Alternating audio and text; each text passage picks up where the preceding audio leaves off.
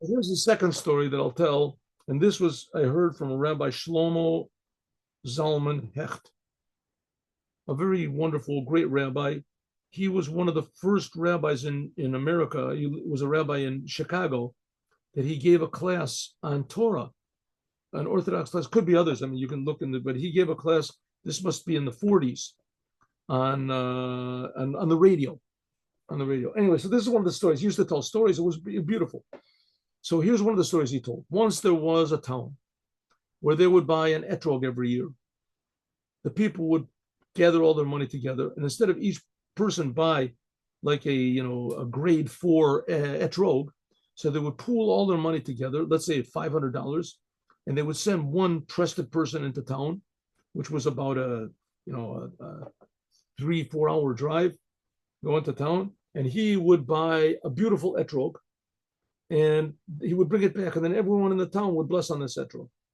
So they gave to this trusted member of the congregation the $500, and he set off on his trip.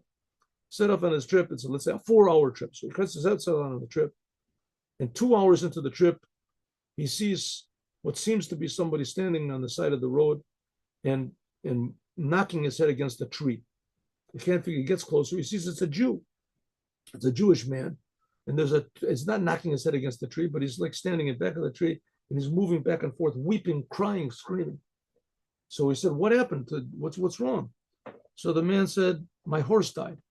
I have all of my wares are here on the horse in this wagon, and I come into the town. Now is the market day. It's like 3 days before the holiday of Sukkot, and I sell all my things. But what can I do now? My horse is dead." And I haven't got any money. I can't go into town and buy a new horse, and I'm stuck here. So he said, so the rich man said, "Tell me, how much does a horse cost?" So horse, up to $500 for a normal horse. And he says, "I got 500. I'll do it. I got $500. Hop in my wagon. You'll drive into town. You'll buy a horse. You'll ride the horse back here and change horses." And said, "You really do that for me?" "Yes." So they go into town, sure enough, and they buy a horse. It costs $490, rubles, whatever it was, dollars. And the man jumps on the horse, says, "Thank you." He takes his address down. "I promise I'll pay you back." He races back to his this. Well, meanwhile, our hero is in the town. He's got $10. What's he going to buy for $10? He can buy like a couple of potatoes or something, but he can't buy a etrog. Etrog is very expensive. So he's walking with the $10, and he sees someone standing there with an etrog that looks like, an etrog. He never saw such an etrog before in his life. Beautiful etrog. So he's asked the person, "What's going on? He says, "This man has an etrog he's selling for 1,000 rubles, and nobody wants to buy it. Nobody's ever seen an etrog like that." So what he did is he's making a lottery.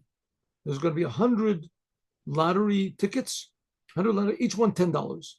He says, "Wow, I've got $10." So he puts the $10 in for the lottery, and sure enough, they put all the names in the thing, and he wins, and he's got his money. So here he's got this beautiful $1,000 etrog that's even better than what he could have bought before. And so he's very happy. He gets back in his wagon, and he drives back. As he's driving back, what does he see? Someone standing in the road, and it seems like he's knocking his head against the tree. So he comes closer, and he hears yelling, screaming, "Ho, ho." Here it's the same man, but this time he's jumping from happiness, from joy. Just for perspective, it looked like from the tree, was it? So he said, "What happened?"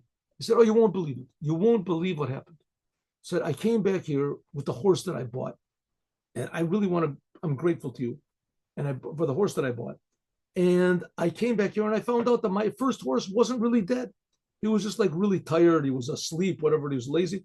He was laying down, and I thought he didn't move. I was sure that he was dead. He didn't move for like the half an hour.